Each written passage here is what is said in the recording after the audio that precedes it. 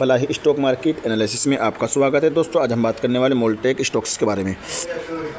एक हमारे मित्र उनका कमेंट आया था कि सर इसके बारे में बताएं, इसके टारगेट क्या रहने वाले, कहाँ तक की संभावना है और क्या टारगेट इसके रहने वाले हैं और किस तरफ ये जाने वाला है, क्या टारगेट इसके निकल गया। बिल्कुल हम डिस्कस करेंगे, बने रहिए वीडियो पर। लेकिन वीडियो को शुरू करने से पहले आपसे एक छोटी सी रिक्वेस्ट है, अगर आपने अभी तक हमारे चैनल को सब्सक्राइब नहीं किया, चैनल को सब्सक्राइब कर लीजिएगा, बेल आइकन को दबाना ना भूलें। आपको भी इसी तरीके से किसी भी स्टॉक्स की जानकारी चाहिए, उस कंपनी का नाम कमेंट बॉक्स में लिख दीजिएगा। इंशाल्लाह आने वाले 24 से 48 घंटों के अंदर अपने चैनल पर आपकी वीडियो बनाकर अपलोड कर दूँगा।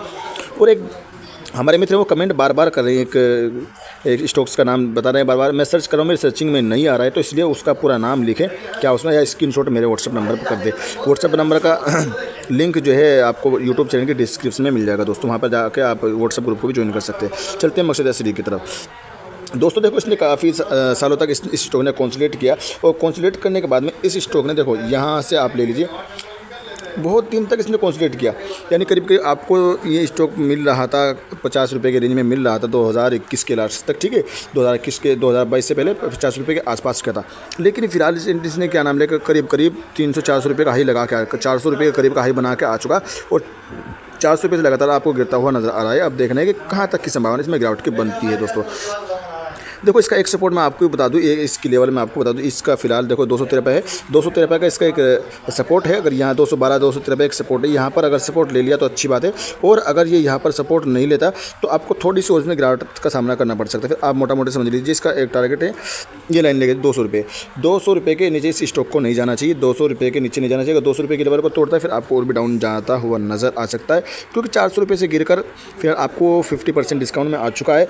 तो संभावना यही है ज़्यादा, और गिरने की गिरावट नहीं रहनी चाहिए इस स्टॉक में।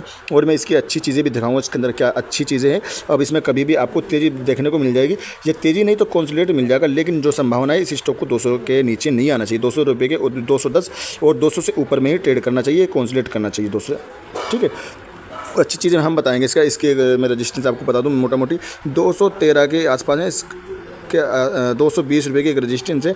220 रुपये के ऊपर में जिस दिन ये स्टॉक जाएगा, 220 रुपये के ऊपर में जाएगा, उस दिन के बाद में आपको उसमें तेज़ी देखने को मिल सकती है। जब तक 220 रुपये के नीचे में स्टॉक आपको ट्रेड कर रहा है तो कंसोलिडेट देखने को मिल जाएगा इसमें, या आपको डाउन साइड देखने को मिल जाएगी, ठीक है। उसके बाद इसका टारगेट लेकर चलिए ये वाला 240 रुपये के ऊपर में अगर ये स्टॉक जाता है, 240 रुपये के ऊपर में जाता है, तो इसके नॉन स्टॉक टारगेट लेकर चलिए आप 280 रुपये के, ठीक है दोस्तों। अब हम बात करते हैं इसके अच्छे वाले, कुछ इसमें कुछ खामियाँ हैं, कुछ गलतियाँ हैं, जो भी हैं बिल्कुल हम बताएंगे। प्रमोटर अपनी होल्डिंग बढ़ा रहे हैं और DIs भी इसमें अपनी होल्डिंग बढ़ा रहे हैं, तो जाहिर सी बात है कुछ ना कुछ अच्छा होने वाला है इस स्टॉक में, ठीक है। मैं दिखाऊंगा प्रमोटर होल्डिंग किधर बढ़ा रहे हैं, ठीक है। 398 रुपये का हाई लगा के रखा है, 211 का इसका 52 वीक लो है, और हो सकता है अपने 52 वीक लो को टच कर ये फिर से आपको तेज़ी भी दिखा सकता है, और ज़्यादा से ज़्यादा 200 रुपये की लेवल को टच कर सकता है, उससे नीचे इसको नहीं जाना चाहिए। अब हम बात करते हैं इसकी कुछ इसमें अच्छी चीज़ें आप देख लीजिए। इस स्टॉक्स में देखो ईयर ऑन ईयर के हिसाब से आपको EPS में अच्छी खासी ग्रोथ देखने को मिली है। लो PE पे आपको देखने को मिल रहा है। स्टॉक 604 करोड़ का मार्केट कैप है, 36 रुपये बुक वैल्यू है, 2 फेस वैल्यू है।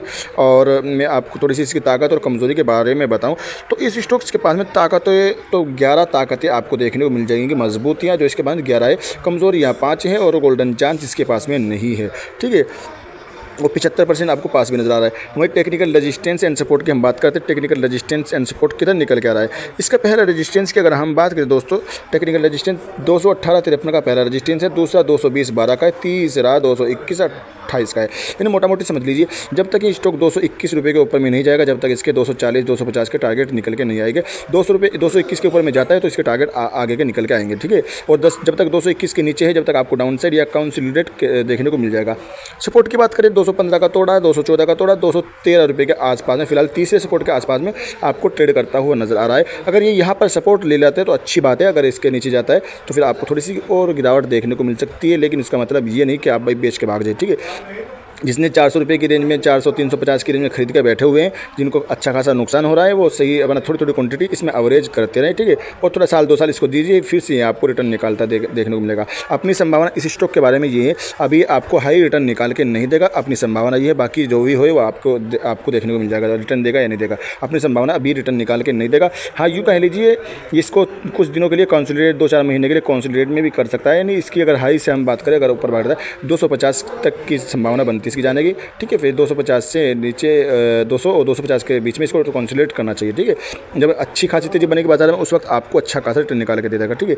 वहीं हम इसकी थोड़ी सी अगर बात करें, इसका शेयर होल्डिंग पैटर्न देखने की कोशिश करते हैं। शेयर होल्डिंग पैटर्न देख लीजिए। हम आपको बताएं प्रमोटर की होल्डिंग में बढ़ोतरी आपको देखने को मिली है। प्रमोटर की होल्डिंग 49 की है, 50% के आसपास में, और 49% से ज़्यादा की होल्डिंग जो है पब्लिक की है। और एफआईज की बात करें तो एफआईज के पास में तो नहीं मिली, लेकिन हम नीचे देखने की कोशिश करेंगे। एफआईज के पास में होल्डिंग नहीं, दिसंबर 2023 में उन्होंने अपनी होल्डिंग सारी बेच दी, ठीक है। लेकिन हम वहीं डीआईज की अगर बात करें तो डीआईज ने अपनी होल्डिंग को बढ़ाया 0.61 से बढ़ा। देखो डीआईज क्वार्टर टू क्वार्टर अपनी होल्डिंग बढ़ा रही है, याद रखना।